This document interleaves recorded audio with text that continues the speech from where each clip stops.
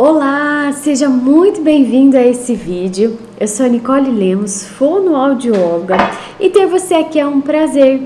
Para que mais papais sejam orientados, se inscreva no canal, porque hoje nós vamos falar de um assunto também muito importante e assim novos conteúdos chegam até você e a outras pessoas que precisam desse assunto tão importante. Por que os pais devem saber, então, sobre os marcos do desenvolvimento? Entenda como o conhecimento pode ser o seu aliado. Talvez você veja nas redes sociais, alguns profissionais da saúde, até o pediatra falando dos marcos do desenvolvimento e você não sabe o que é. Então vamos lá. Os marcos do desenvolvimento são as referências que nós usamos para acompanhar o desenvolvimento e o crescimento das crianças em certas habilidades. Mas por que os pais devem se preocupar com isso? Como os marcos do desenvolvimento devem ganhar a atenção? Por quê? Bom, papais, ter esse conhecimento te ajudará a perceber quando o desenvolvimento da criança não está de acordo com o esperado, te dando a oportunidade de detectar precocemente as alterações e, o melhor de tudo, agir em favor do desenvolvimento do seu filho ou da sua filha. Como que ele pode então ser o meu aliado? Saber o que o seu filho precisa em cada faixa etária vai facilitar a sua escolha na hora, por exemplo, de comprar um brinquedo. Ou até produzir, confeccionar brinquedos que realmente estejam estimulando o que ele precisa. Bem como proporcionar um ambiente com estímulos favoráveis e assertivos. Não adianta você comprar um brinquedo que para aquela faixa etária é fácil demais ou difícil demais, por exemplo. Saber o que seu filho precisa em cada faixa etária vai te ajudar a estimulá-lo, então, de forma certa, com estímulos que sejam realmente eficazes. Vamos a um exemplo. Então, veja o exemplo agora de uma faixa etária de 7 a 9 meses. O que é esperado para um bebê de 7 a 9 meses? Você sabe? O que ele precisa fazer? Bom, um bebê nessa faixa etária, ele precisa estar emitindo sons. Ele é capaz de repetir algumas palavrinhas simples, com sílabas simples.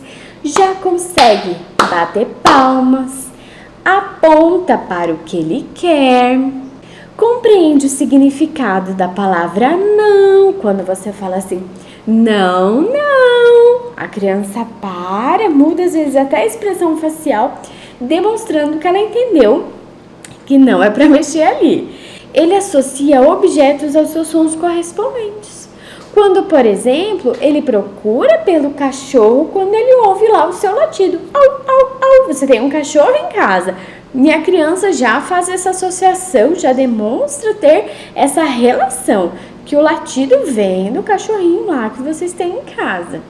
Consegue sentar-se sem apoio, consegue engatinhar, demonstra um interesse maior em brincar ou por algum brinquedo específico e localiza os sons virando a cabeça para os lados, direita e esquerda, e para baixo indiretamente. Quando você derruba lá um brinquedo, por exemplo, a criança já faz menção de mais ou menos ter ideia de onde veio esse barulho.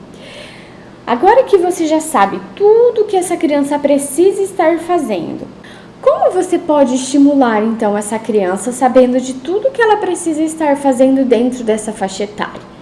Eu falei há pouco que precisa ter a emissão de sons, isso precisa ocorrer e pode ser que algumas palavrinhas simples já estejam acontecendo. Então, como você vai estimular? Você vai falar muito com esse bebê. Um ambiente favorável, ele vai ser um fator importante para ajudar o bebê a despertar um interesse nessas tentativas. Quanto mais esse ambiente for favorável, mais essa criança vai ter interesse de falar, de tentar aprender, porque é nessa fase que ocorre. Então, quanto mais ela tiver oportunidade, mais interesse. Leia para o seu filho. Faça uma leitura com diferentes entonações, com expressões faciais condizentes com o que você lê. Por exemplo, separei um livro aqui, simples, para essa idade. Vamos lá. Se você fizer uma leitura dessa forma, você acha que seu filho vai mostrar interesse? Ou que você vai estar estimulando?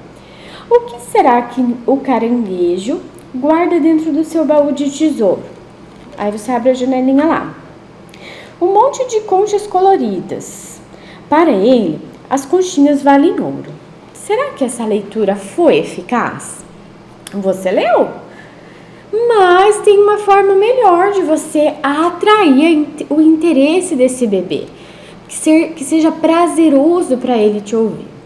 Mudando a entonação da sua voz e fazendo expressões faciais adequadas para o que você lê e para como você diz. O exemplo, então, de como deve ser feito. O que será que o caranguejo guarda dentro do seu baú de tesouro? Vamos ver, eu acho que está aqui a resposta. Um monte de conchas coloridas.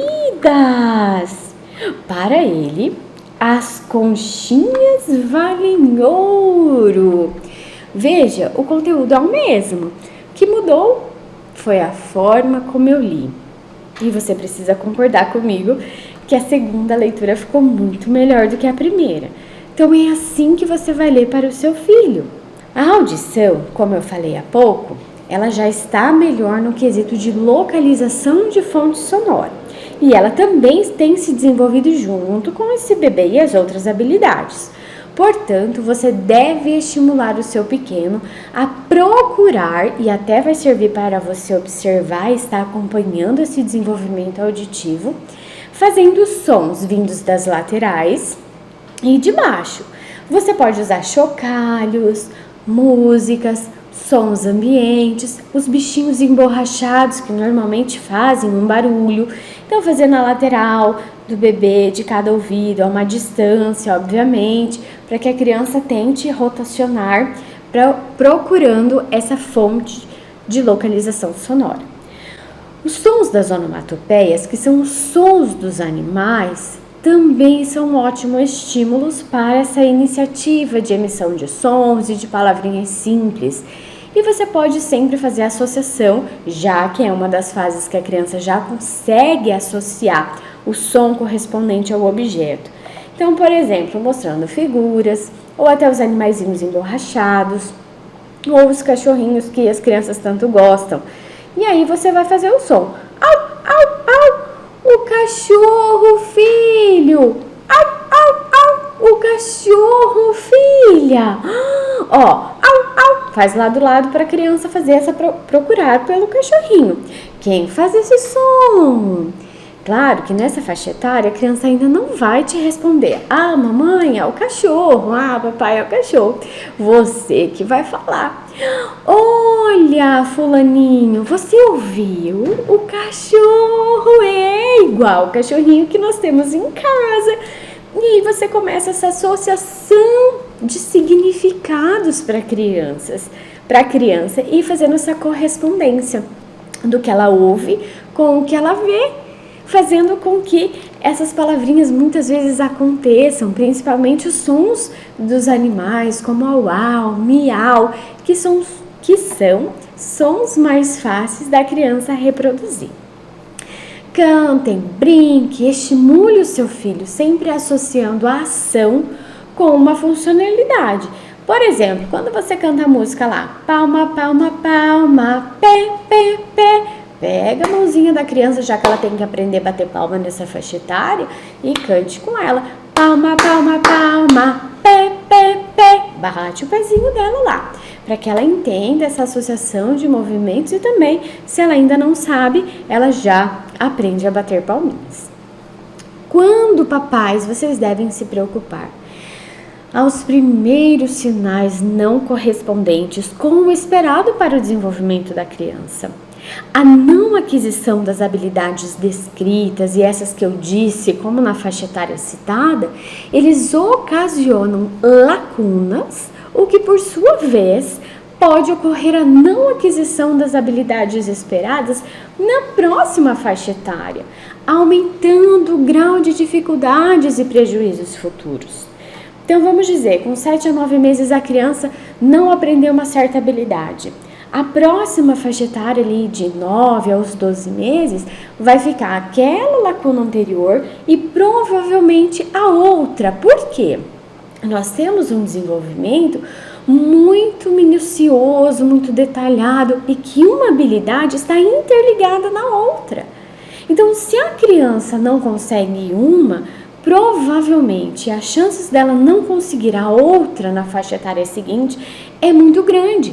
Então, isso vai aumentando a dificuldade da criança e às vezes quando chega lá na frente, o problema é muito maior. Então, procure por profissionais especialistas das áreas que não houve uma evolução. Peça uma orientação, peça ajuda. Não hesite em procurar ajuda. Procure, pesquise, entre em contato com o fonoaudiólogo da sua confiança e os profissionais eu tenho certeza que estarão à disposição para esclarecer as suas dúvidas. Um super beijo e até mais!